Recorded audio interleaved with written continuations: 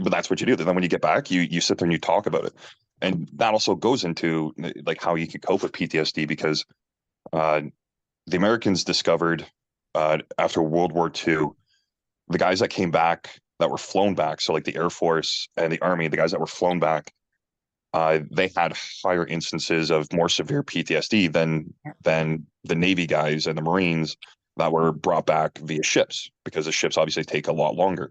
They found that the reason for that is the guys on the ships would hang out with each other and they would discuss what they've been through and they were able to Yeah. rationalize it. They were able to work through that with each other. And and that's something like people don't intentionally do. It's just socializing. That's what we look at it as, but it's actually therapeutic. It's something we need.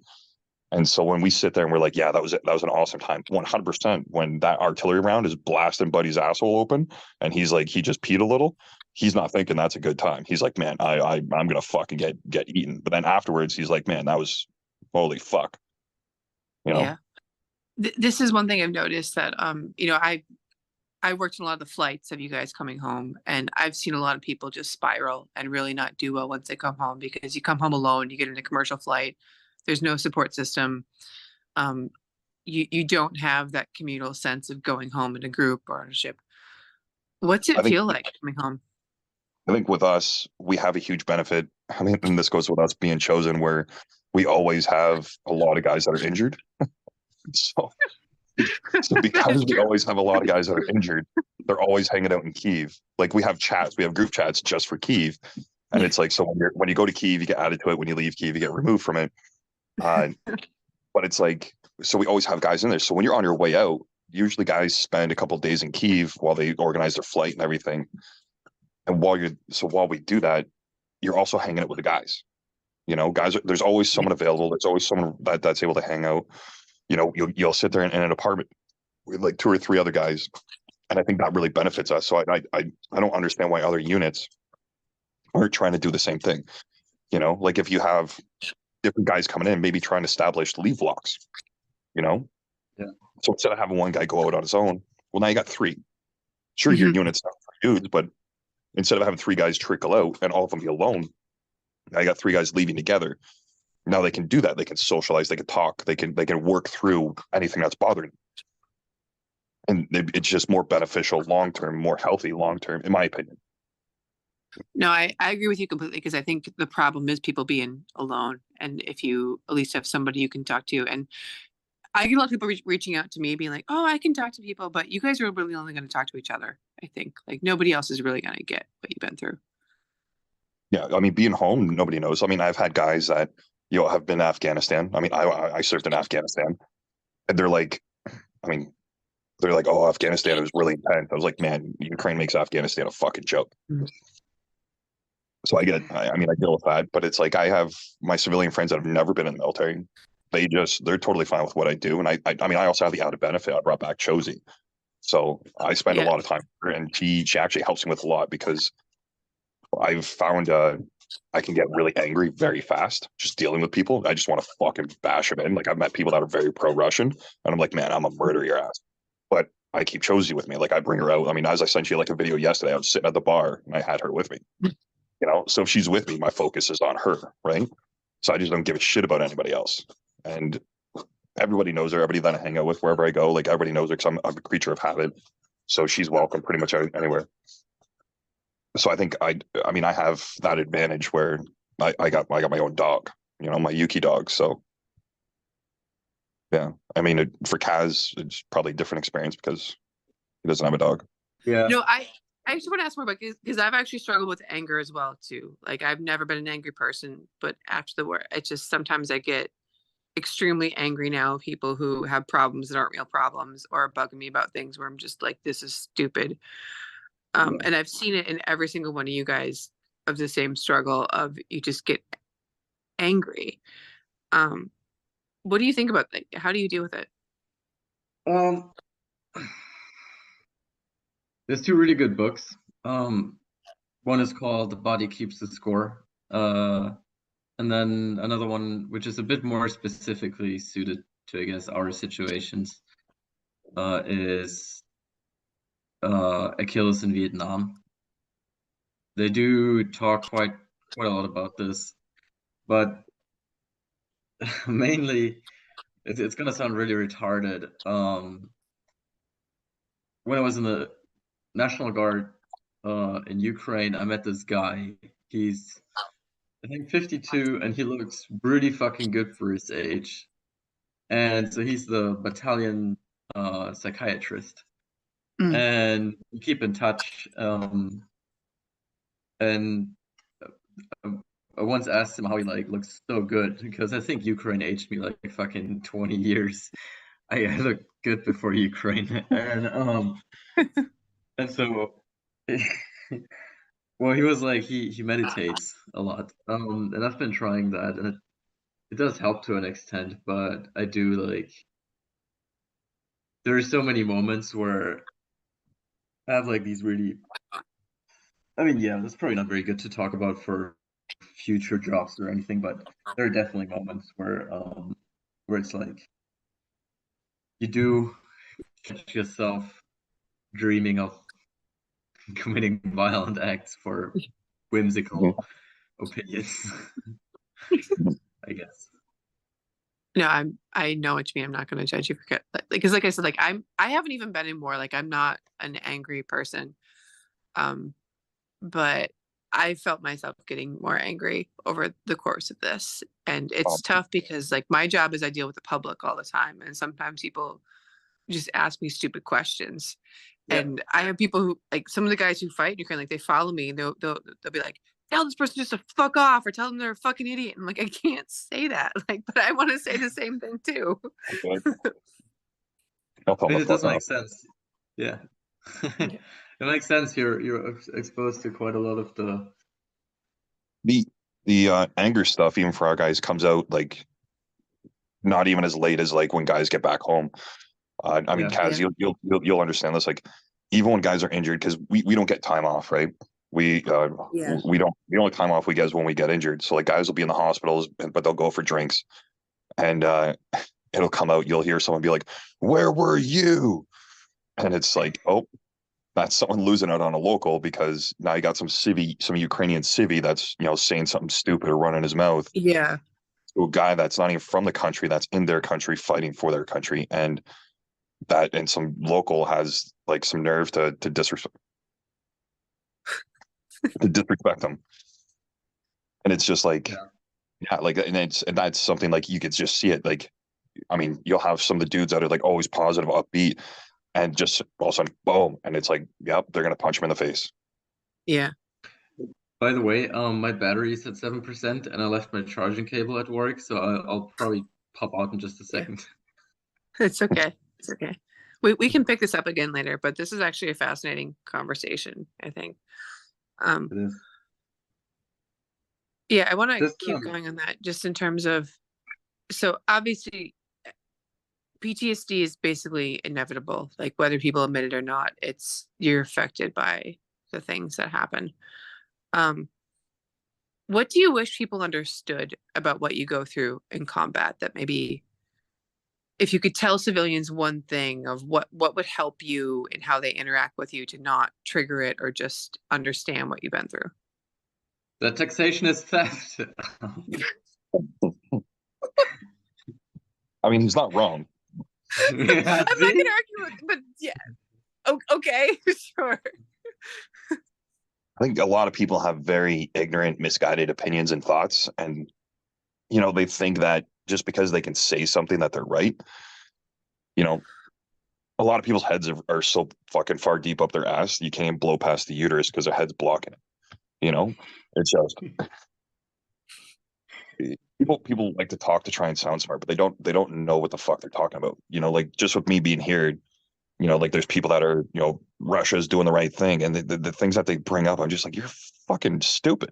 I was like, you realize like I was there, I see what they're doing, and they're like, no, you don't understand. I was like, I don't understand. I was like, me, the guy who was literally just there fighting Russians, I don't understand. Oh, okay, I'll just go fuck myself. And it's like, people just need to understand, like, you're stupid. You're very stupid. Everybody's very stupid. Very fucking stupid. But people they want to feel smart. They want to feel like they know what they're doing. And it's become like everybody's so susceptible to just fucking terrible ideas and propaganda but they don't want to do any research, you know? And that sets off a lot of people, especially when it's like if you're ignorant and you're not and you don't know who you're talking to, then why say dumbass things? Mm-hmm. Like maybe ask a question first. If you're gonna sit there and talk with the Russian Ukraine, be like, do you have any involvement? You know, and be like, oh yeah, I was there fighting. Be like, oh okay, like tell me about your experience. Because then maybe I'm going to tell you something that's going to educate you. You'd be like, well, maybe like, hey, this is what I heard. Don't be like, this is absolute fact. And it's like, well, you're a thundering cunt. And I'm going to punch you in the face now. Because that shit that just like, it just boils. And then I know with me, I can't speak for other people. When someone does that shit, that is something that eats me for days and days. And like, it'll be weeks and it'll still pop in my head. And I'll just be like, I'll just be randomly fucking angry. And it's just like, man, I want to find that person and just bust their fucking chops in. Like it's just it's fucked. And it's like, especially with us, like we have a lot of friends that have died over there. We have friends that their Yeah. bodies still can't be recovered. You know, I still sit there like there's events where like I mean, obviously one very very obvious event. Every time I close my eyes, like I shit you not, every night I see it. Every Yeah. day I see it. Like I'll be if I'm in the shower, I don't like taking long showers because when I'm in a shower, your body kind of goes stagnant and your mind races. That's why people sing and do other dumbass shit. Me, I replay memories, and that always comes in every day, every time I shower. When I'm driving, I listen to country music now because it's more mellow, so it tries to keep me calm. But like that always replays in my mind. What if? What if? What if? And people don't understand that because their hardships in life is like, oh, do I get McDonald's or Burger King? It's like, oh, maybe you just Mm-hmm. get a shotgun and suck start it, you know. But people don't want to understand. They want to just think about themselves and they want to be right and they want to think like they know everything. And it's like, yeah, just it's unfortunate. So then, and I think it's even worse for foreign fighters because we go back to our countries and people they, they, they don't know, they don't understand. I mean, people don't even believe. I was talking to a Ukrainian girl a couple of weeks ago, and Yeah. I told her like I was here fighting, and she was like, "No, you weren't." I was like, "What?" She's like, "No." She's like, "You were never there fighting." She's like, she like just came from Ukraine a couple months ago, and she's telling me I was never there fighting. She's like, "Prove it." I'm like, "How the fuck do you want me to prove it?" She's like, "Prove Mm-hmm. it." I was like, "Okay." So I started showing her like some pictures that are on my phone of like me and being in uniform and everything. She's like, "You could have taken those anywhere." I'm like, "Okay, fair point." But I'm like, what? I'm like, how many people walk up to you and say that they're fighting? I was just like, Jesus fuck. You know,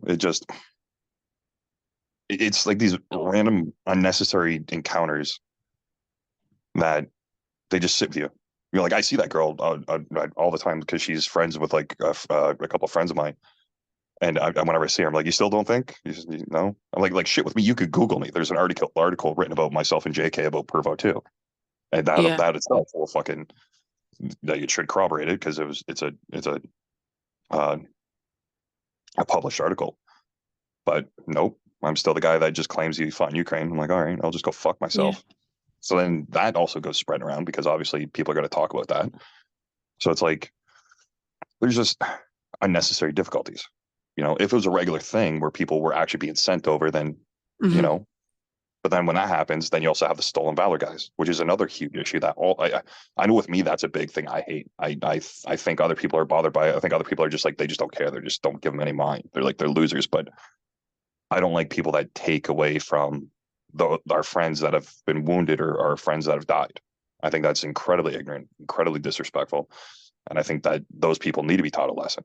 It's like you want to sit there and tell people you've been fighting. Well, now you're going to get a broken jaw.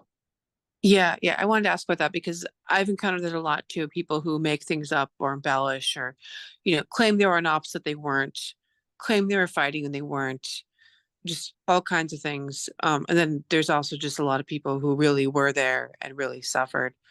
How do you how do you feel when you encounter people where you can realize you're full of shit? Oh, it's infuriating. Like I've encountered stolen valor guys from like just from the Afghanistan days, like even before Ukraine, Yeah. and that always pissed me off. And when I was in Afghanistan, I had two of my friends that were killed. In Ukraine, we have a lot more than two. You know, Yeah. it, it's Ukraine is way more intense. There's way more emotions that are involved in the Ukraine fight. You know, so when people do it now, I get so fucking angry. I get so fucking furious because they're always like, oh, I'm not doing it for any personal gain. You are. If you weren't doing it for personal gain, you wouldn't do it. Whether if that personal gain is just attention, which is like just the minimal amount. But I mean, I've seen guys where they've used it. I mean, one guy used it to literally get a flight from PAV, and he came to Chosen Company. Yeah, I So remember that guy. Yeah, and we had some hesitations about flying him, and then turned out we were correct on that. yeah, the guy he came with was real, but like Yeah. the one guy, he was a fraud. I ended up calling him out before. Sorry, I was just seeing what shows he's eating. I ended up calling him out to his face, and like it's yeah, you see these guys, and it's like some of these guys that even like you'll see a lot of them in Kyiv.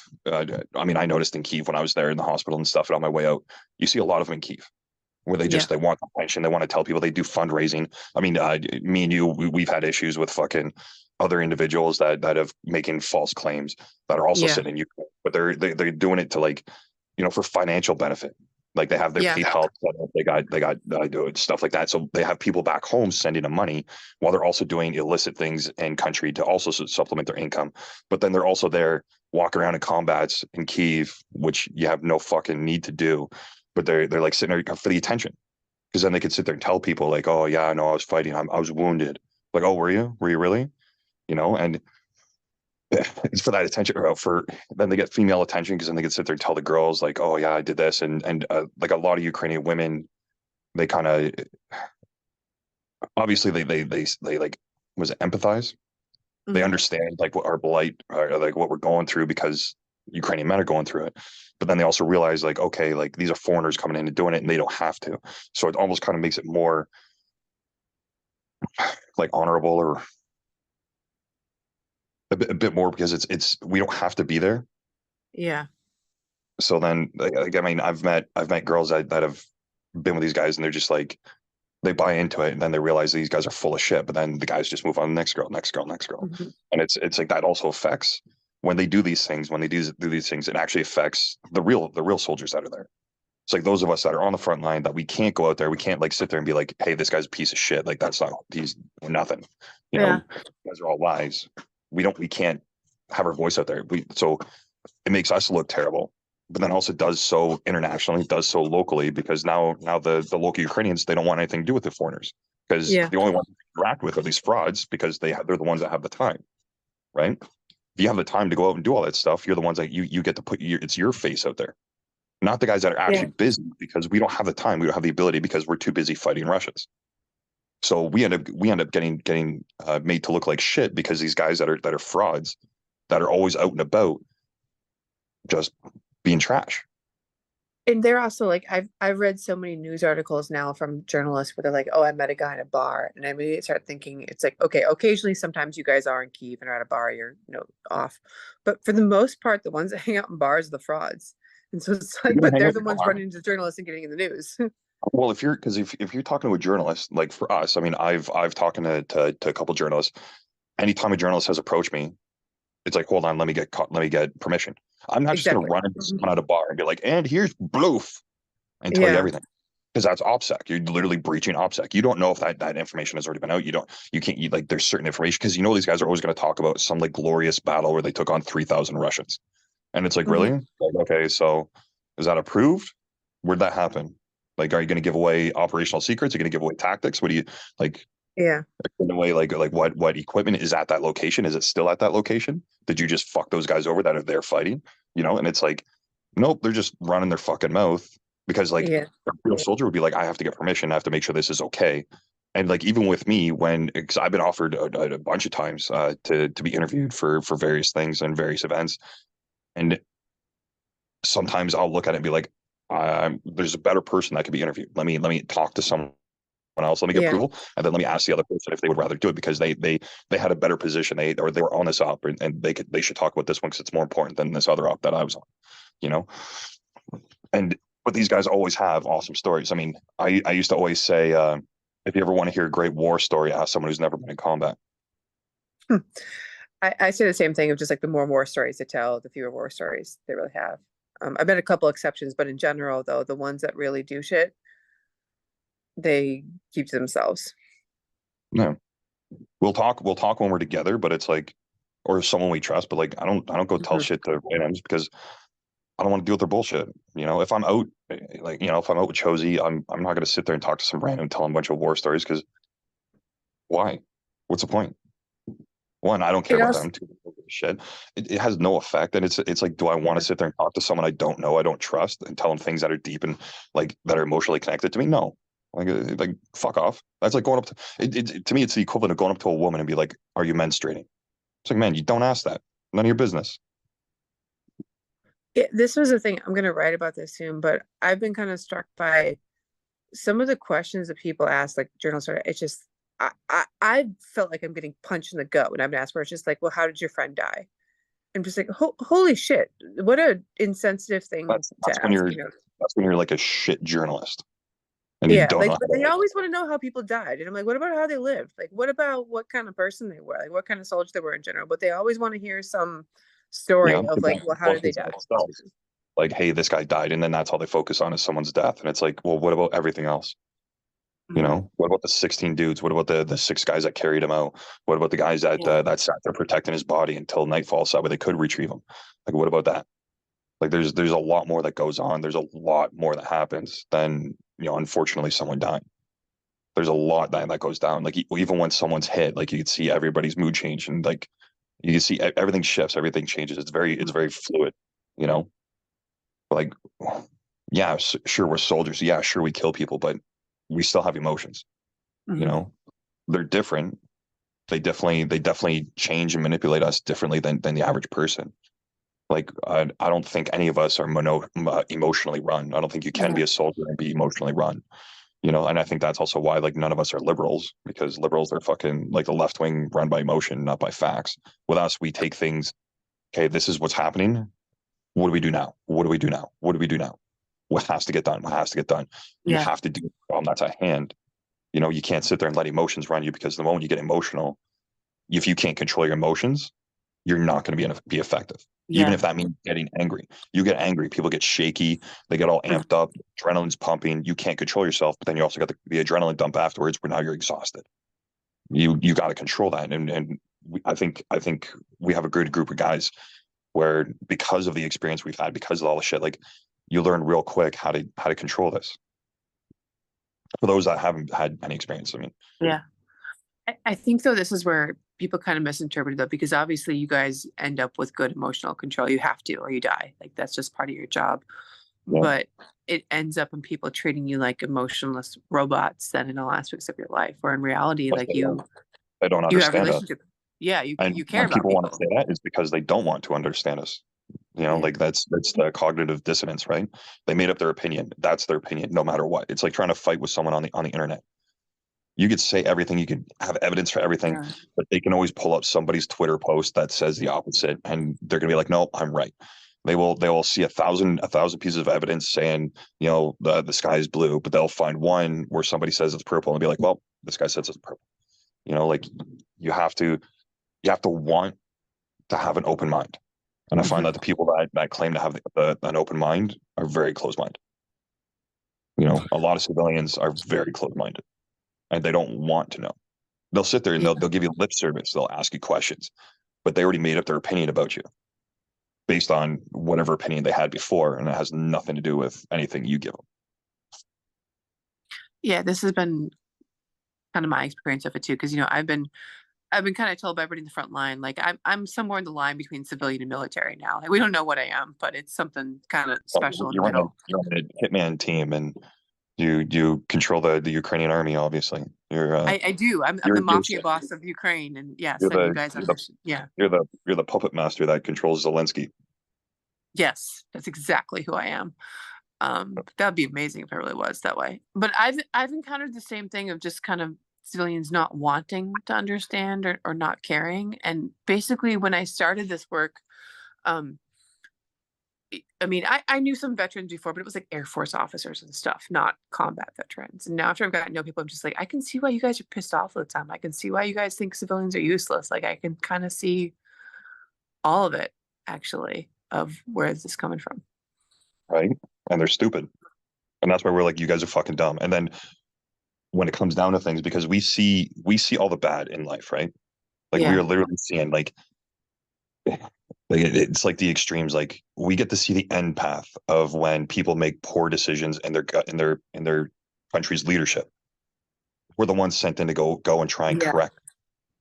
So when we were telling people, hey, you need to not do this, be like, no, no, no, you don't understand. It's like, no, you cunt, you don't understand, because we're the ones Mhm. going out there and dealing with the problems you're creating now. Like Yeah. just because, like here in Canada, hyper left wing, it's going more and more left wing.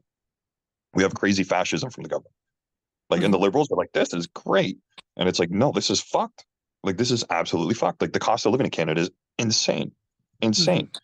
The people that keep voting for the same politicians that keep making it harder to live and keep making like guiding us down this path that's ultimately going to lead to this to destruction. When it comes down to that, you're going to end up in some sort of war, either a civil war or Russia can just come over the northern pole and take over.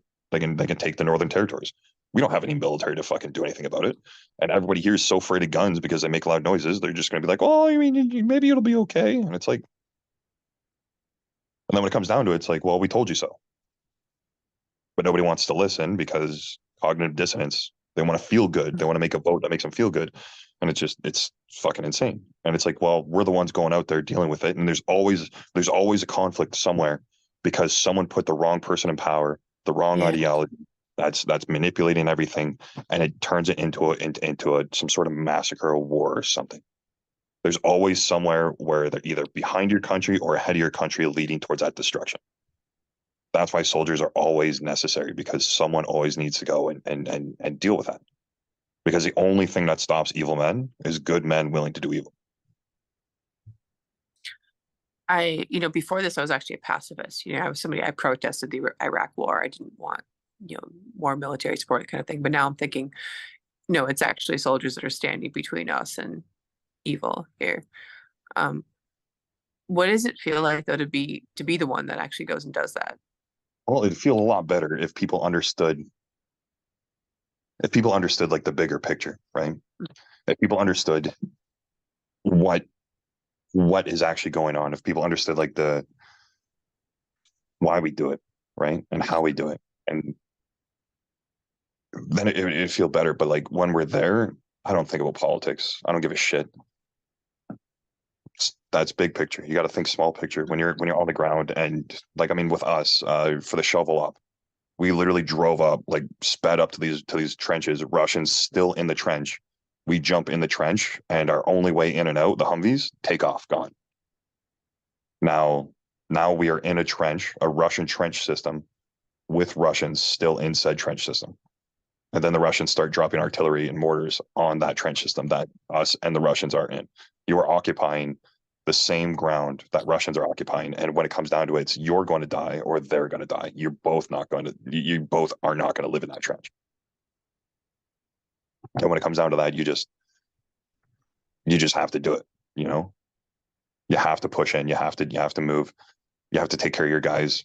And yeah, there's only one outcome that can be achieved, and it's either them or us. No, thanks for doing this. Though. It was actually really interesting to hear.